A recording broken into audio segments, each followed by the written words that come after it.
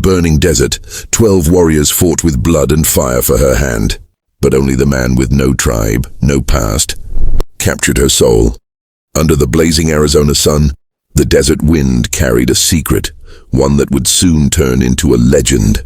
They called her Aiyana, the pearl of the Apache tribe.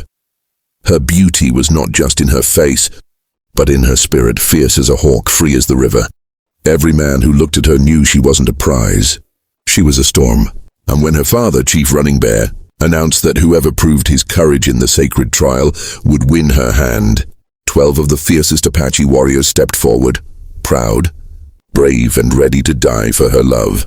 But among them stood one man who didn't belong, a stranger in a dusted hat, boots worn from the road, the cowboy. The tribe laughed at him. "You compete for the daughter of the chief? You're not even one of us." But Aiyana didn't laugh. For reasons she couldn't explain, her heart skipped when his eyes met hers. His name was Cole Maddox, a quiet wanderer who carried his pain like a shadow. He had come to trade horses, not seek love. But when he saw Aiyana, something changed. Something deep inside him whispered, "She's the one thing I've been searching for." Chief Running Bear warned him, "This is no game for white men, cowboy. The trial is sacred. Those who fail never return." Cole simply nodded. "Then I'll return a ghost or her husband." The warriors sneered, calling him pale fox, soft hand, dead man riding. But he didn't answer back. He just cleaned his revolver, tightened his boots, and prayed to a god he barely believed in anymore. At sunrise, the test began, a brutal challenge across the red desert. Ride through the canyons, cross the river of snakes, climb the mountain of fire, and bring back the feather of the golden eagle, guarded by spirits of the ancestors. By noon, 2 warriors had fallen to the scorching heat. Another was bitten by a rattlesnake. Still, Cole rode on, not with speed, but with patience. He followed tracks, listened to the wind, and watched the vultures circling above. When the river came, the warriors dove in headfirst, showing off their strength. Cole took off his hat, tied his rope around his horse's neck, and crossed carefully and slow, steady, smart. By nightfall, only 6 remained, their faces painted with sweat and blood. The mountain stood tall before them, red as fire, sharp as knives. Cole climbed in silence. Every muscle burned, every breath cut deep.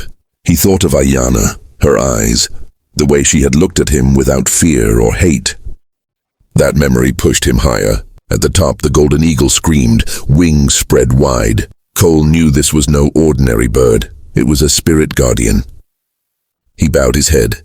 "I don't want to steal your feather," he whispered, "only borrow it for love." The eagle stared at him for a long moment, then dropped a single feather at his feet. When Cole returned to the camp, the tribe gasped. 11 warriors had fallen, some wounded, some lost, one missing forever. Only the cowboy had made it back, walking through the dust, the golden feather in his hand. Chief Running Bear's face was stone. "You have done what no Apache warrior could. But tell me, cowboy, what do you truly want from my daughter?" Cole looked at Aiyana, not her hand as a prize, her heart, if she'll give it. The chief nodded slowly, then turned to his daughter. "Aiyana, the choice is yours." Silence filled the air. The tribe waited. The wind stopped. Even the horses grew still. Aiyana walked forward, eyes scanning the circle of men, the fallen warriors, the dust, the blood, and the cowboy who stood quiet, humble, waiting. Then she lifted her hand and pointed at him. The tribe erupted in shock. Some shouted in anger, others in disbelief. She chooses the outsider, the cowboy. But Aiyana stood firm. He rode with courage, but his greatest strength was respect. He didn't fight the mountain, he listened to it. He didn't conquer the eagle, he honored it.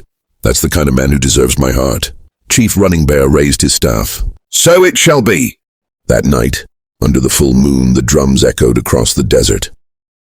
The Apache girl and the cowboy stood hand in hand, 2 worlds bound by love, not blood.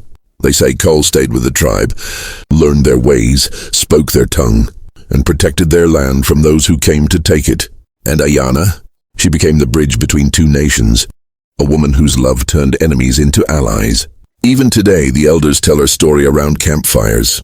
When the wind moves through the canyon, they say it's the whisper of that day.